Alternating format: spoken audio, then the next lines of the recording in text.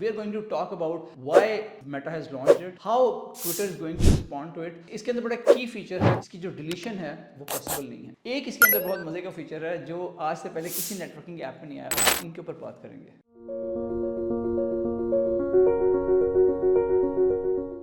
Assalamualaikum. So this is Ali Shah. I hope you're doing well. I thought of sharing an exciting update with you that has happened in the world of technology and especially in the social network space. Meta और Facebook और Instagram ने एक नई app release की है जिसे Threads कहा जाता है. ब्लॉगिंग ऐप है just like Twitter.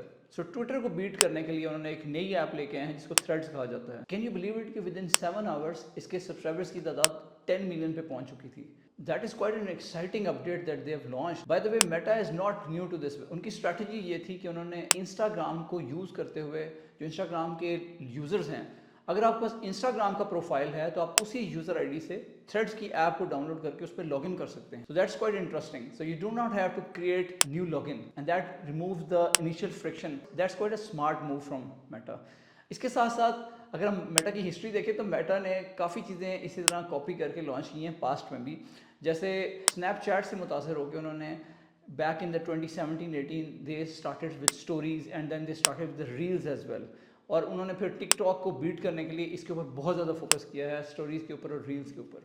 And that has worked out very well for Meta. Now they have opened up head to head competition with Twitter. So अब देखते हैं कि इसमें क्या होता है, बिकॉज ट्विटर में जब से इलॉन मस्क ने लास्ट ईयर टेक ओवर किया है तो बहुत सारे इशूज सामने आ रहे हैं, जिसमें प्राइवेसी का इशू है, ब्लू टिक आईडी का इशू है और इस तरह के बहुत सारे इश्यूज हैं जो इलॉन मस्क की पॉलिसीज़ हैं जिन पे यूजर्स कंफर्टेबल नहीं फील करते. So now they have got a real competition जिसमें अगर वो चाहें तो if they are not satisfied with Twitter they can move on to Threads. इसमें काफ़ी ज़्यादा इंटरेस्ट लोगों का नजर आ रहा है. मज़े की बात यह है कि आप थ्रेड्स का जो लॉगिन आईडी है जो आपने एक दफ़ा क्रिएट कर लिया, आप उसको डिलीट नहीं कर सकते. अगर आप उसको डिलीट करेंगे तो आपका जो इंस्टाग्राम का लॉगिन है वो भी डिलीट हो जाएगा. सो इसमें कैच ये है कि आप इसको डिलीट तो नहीं कर सकते लेकिन आप इसकी प्रोफाइल को डीएक्टिवेट कर सकते हैं. तो इसकी सेटिंग्स में जाके एक प्रोफाइल को डीएक्टिवेट का ऑप्शन जो है अगर आप उसको सिलेक्ट करें so you can deactivate the profile. तो आपकी सारी हिस्ट्री वाइप आउट हो जाती है. So that's quite an interesting feature, but personally I don't like it.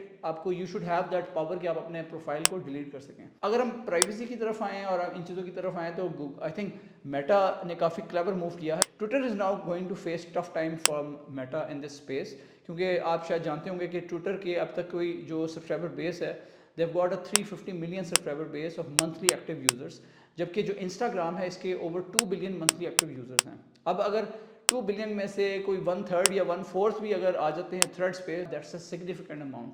और इसके थ्रू वो ठीक ठाक एडवर्टाइजिंग रेवेन्यूज जनरेट कर सकते हैं. So that is I think the strategy for Meta that they have moved on to this space, capitalize on the growth and the revenue potential of this micro blogging space. So let's see how it unfolds. I think quite a clever move by Meta. So let's see what happens. Let's see how Elon Musk responds. Let's see how Twitter responds to it. So we'll watch the space and let's see how it unfolds. Thank you.